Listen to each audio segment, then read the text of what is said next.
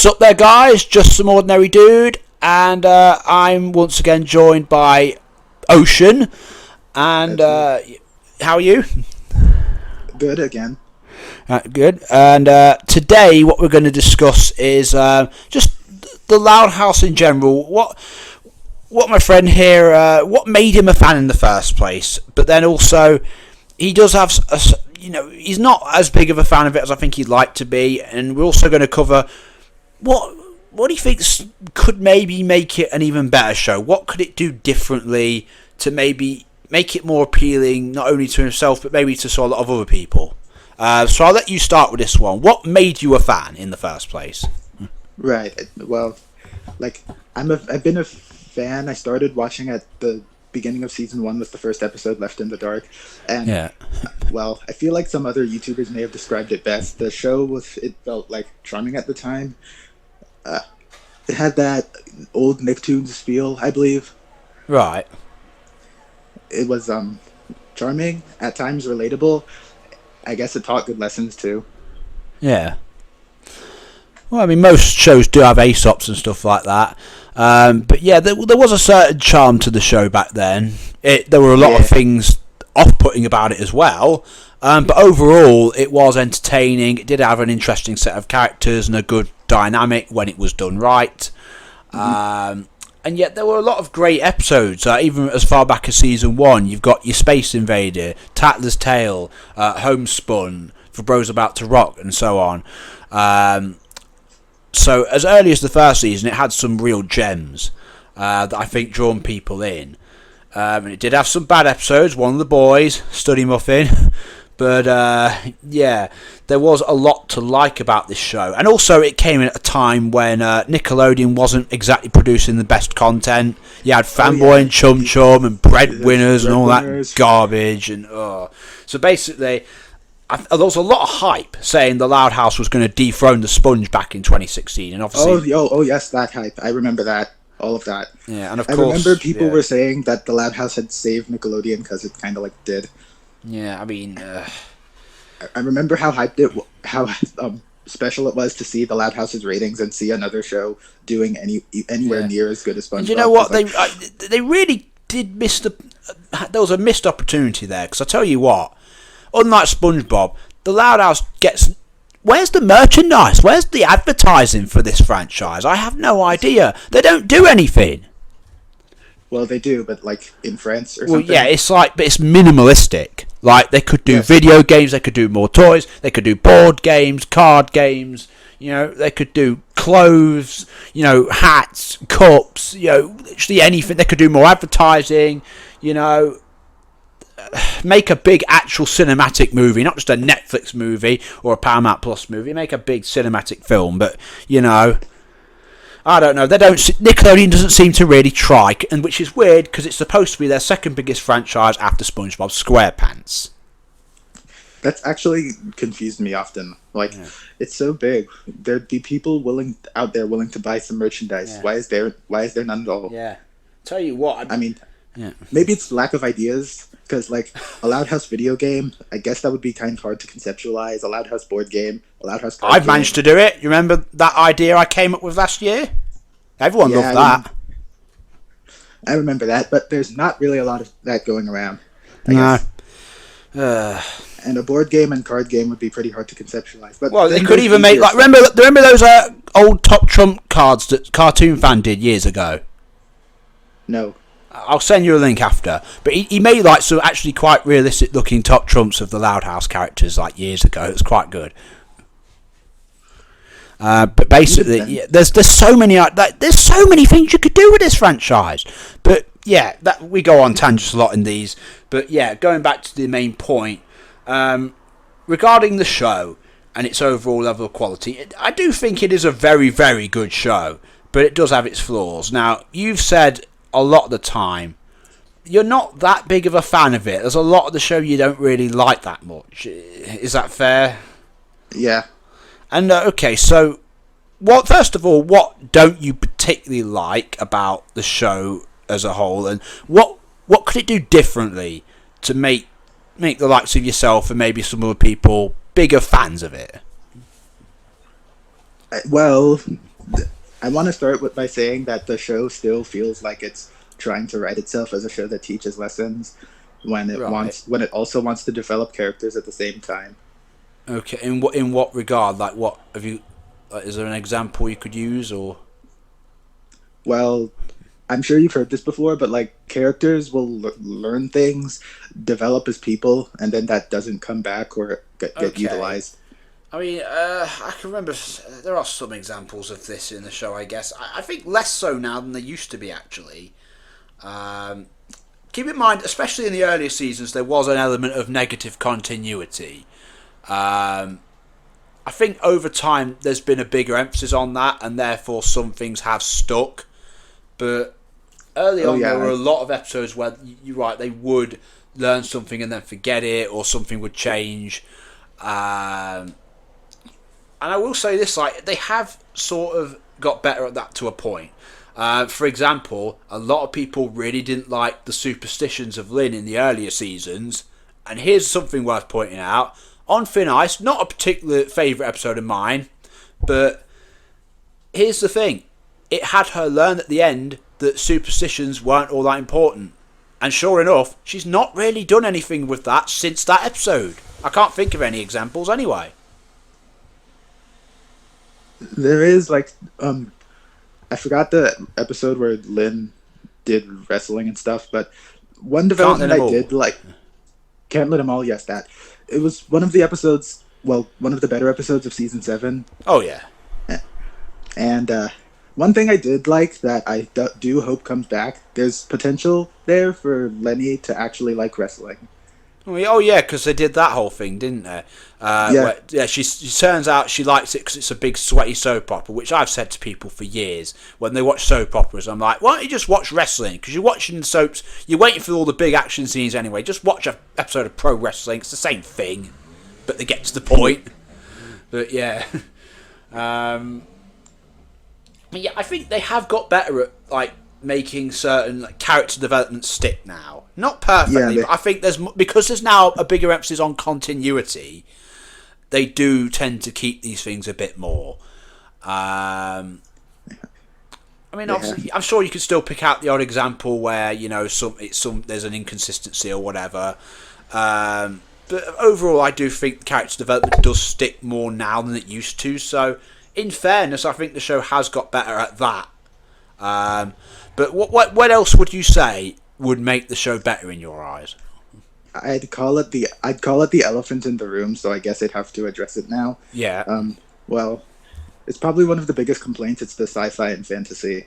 I'm not saying remove it totally, but I think it would have gone better if it had been introduced or forecasted properly. Yeah. I mean, to be fair, a lot of episodes do contextualise it well and do make it a very fun thing. That said, do I think I don't want it to be overused? And to be fair, I don't think there's not as much fantasy and sci-fi as you might think there is. If you actually look at like an overall season, you'll notice only a minority of episodes actually focus on fantasy and sci-fi stories. But as long as it's contextualised well, it's fine. But that being said, there should still be some like an element of grounded reality in the show, at least in some episodes where, say, a story warrants it. So for example, Sweepstakes, a fairly recent Lana episode, was a very sort of like realistic episode. It had no real fancy elements in it, and it was better off for that because it was just a grounded, relatable tale. And one episode I could use an example on of where they did include a supernatural element and it didn't benefit the story. And spoilers, guys, for those of you who haven't seen what's that recent season 8 episode with Lucy, where she was not doing very good at gym class. I can't remember the episode. Remember. Yeah, I don't remember can't. its name, but I saw a little of it. Yeah, but basically, here's the thing: they actually do bring this up in the episode. Why the hell doesn't Lucy just learn how to get better from Lynn? That would have been a better story. But they had to have the morticians in it, and they had to have them summon a ghost of an old athlete who did all the training with her instead. And I'm like, this isn't necessary. The story would have been stronger if they just had it be Lucy and Lynn. Oh yeah, that's a missed opportunity. Yeah, like it would have been better if they'd just done that, but they had to have the morticians and they had to do a spell and they had to have a ghost there just because it's for the Lucy episode, I guess. And I'm like, they didn't need to do that. I don't think the supernatural. I think it was forced in that particular example. But yeah, like sometimes it's fine. It depends on how it's used. I end up finding it a lot more forced at times. Yeah. So recently, I've stopped minding it. Like, No Time to Spy, I had no problem with. No Time to Spy was advertised as a spy movie, so you have to go in. You go in expecting it. You know what I mean? And it was a really fun movie. If anything, I think they should have done even more action. But whatever, that's another thing. Obviously, same with the Casagrandes movie. It's obviously a supernatural film. You're going in expecting stuff about gods and stuff. You know, it's not going to be a realistic film. Fair enough. Obviously, with some stories, it depends on just whether or not does the supernatural element benefit the story. And in most cases, it probably does. But there are some where, like you say, it can be forced. And it's not particularly necessary. And I think the balance between the two, having stories that are a bit more grounded and basic and about relatable everyday struggles, being balanced out with the more supernatural stories, makes for great variety, but two, it's just good to know when to use one, when to use one approach and when to stick to another approach. Yes, it's good to know. It's good to know where to strike that line, because absolutely. Sometimes the implementation can just feel wrong. Yes, perfectly balanced, as all things should be. Yep. Thanos.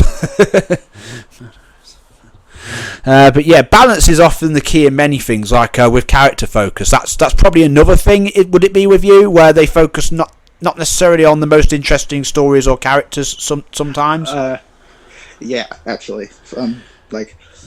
I don't know who keeps asking for flip episodes, for example. I think they've got a bit of a deal with John DiMaggio, because he's obviously the voice actor of Flip. And the reason I think of this is, do you know Brett Bassinger, the voice actor for Margot Roberts, a relatively minor recurring character? Have you ever noticed this? She only gets one speaking role per season. Margot only speaks one episode per season. Even if the character appears, she won't talk. In season 5, she appears in Cowpie Kid, doesn't say a word. I think she appeared in another episode that Friday Night Fights, doesn't speak. She appeared in Hurl Interrupted and spoke. That was Brett Bassinger's one role that season, and they do that every season. Yeah. So I think they've got a completely different deal with John DiMaggio, where they're like, you're a relatively big name in the animation industry. We're paying you a big deal to be here as Flip and Mr. Grouse as well, I guess. But to get their money's worth, they probably feel like they have to use him as much as possible, so they keep shoving him to every single episode. And it's like, politics is getting in the way of creative freedoms, if that's the case. It's like, Flip's okay, but he works better in small doses. I think everyone can agree on this. It's like, it's not the Flip show, and as much as I'm sure the staff like to think otherwise, Flip is not Bender. Not even close. Yeah, I get that. Yeah, because obviously he sort of is like Bender in a lot of ways. He's a sort of sleazy, immoral, sort of funny guy played by John DiMaggio, but Bender is just a much better character, let's be honest. And it works better within Futurama than it does in the Loud House. So, at the end of the day, a lot of them. And then you've got others like you've got your Scoots and your Cheryl and Merrill and your Mr. Bolhoffner and your Chandler, and even like the Morticians and Lincoln's Friends to a lesser extent. Although I do like some of these characters. I don't hate the characters. I just think sometimes they're used a bit much at certain points. Really, I see nothing that justifies their inclusion so much within episodes. Yeah, I mean, it's the creative direction that's the main thing, because in terms of like technical aspects, the stories, like how they're structured and told, and how the characters are handled and portrayed, and the emotions and the animation especially, and a lot of the timing of jokes and the sound design and the voice work, and pretty much every technical aspect of the show is better now than it's ever been It's just the creative direction. It doesn't always focus on the things that people actually care about. And I just did a recent question post on both the wiki and the subreddit, which you might have noticed. What's everyone's 5 favourite episodes from season 7? And what episodes keep coming up? Episodes like Can't Name Them All, Dread of the Class, Bye Bye Birthday, Child's Play. Episodes that are about things people want to see. Can't Name Them All is an episode about Lynn wrestling and bonding with Lincoln to a lesser extent. Great, people want to see that.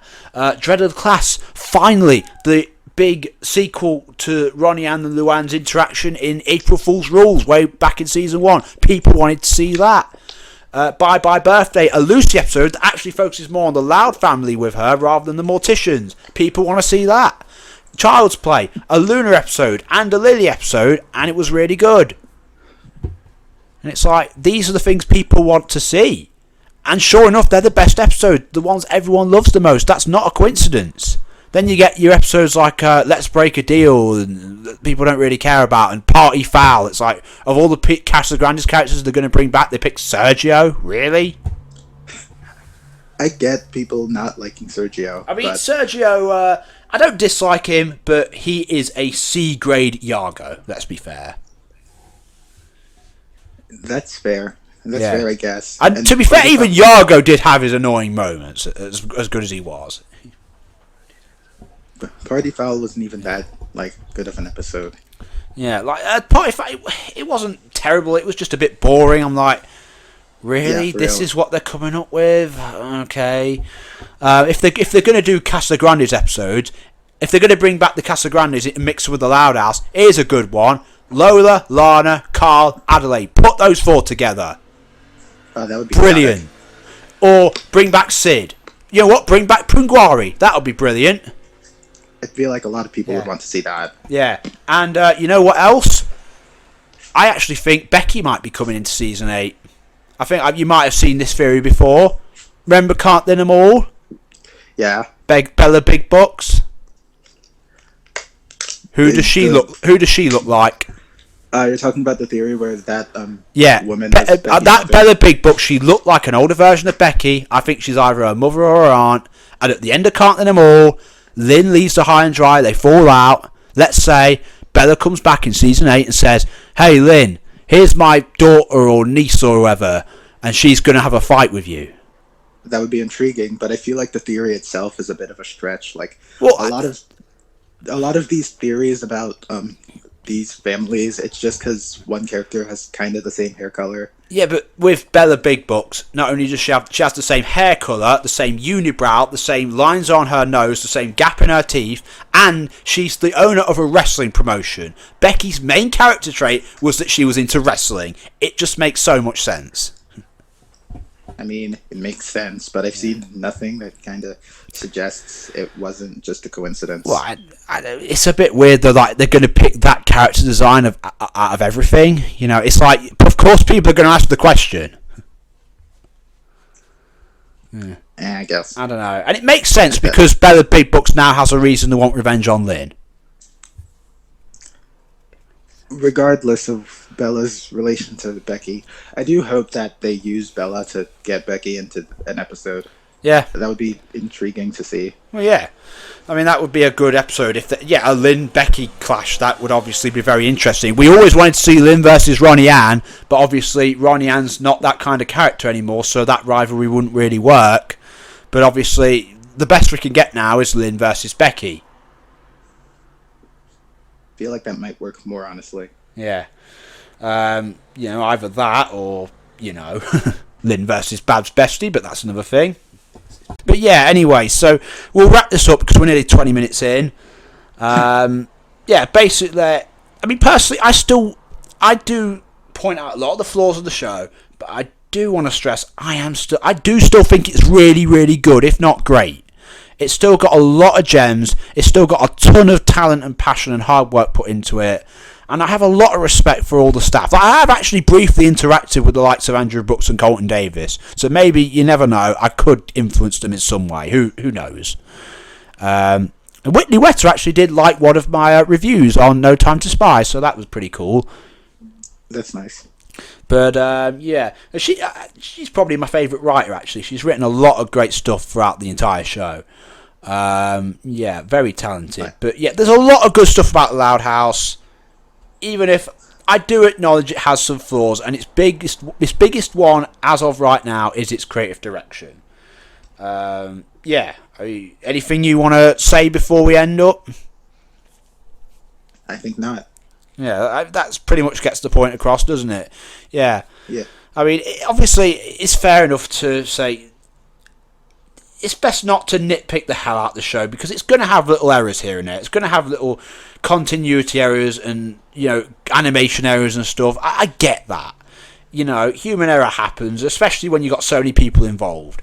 But the main things, I think, there are areas to improve, and hopefully they can improve, and hopefully certain things the show can do before it ends, because there's a lot of stuff I think we still want to see. There's still so much untapped potential with the Loud House.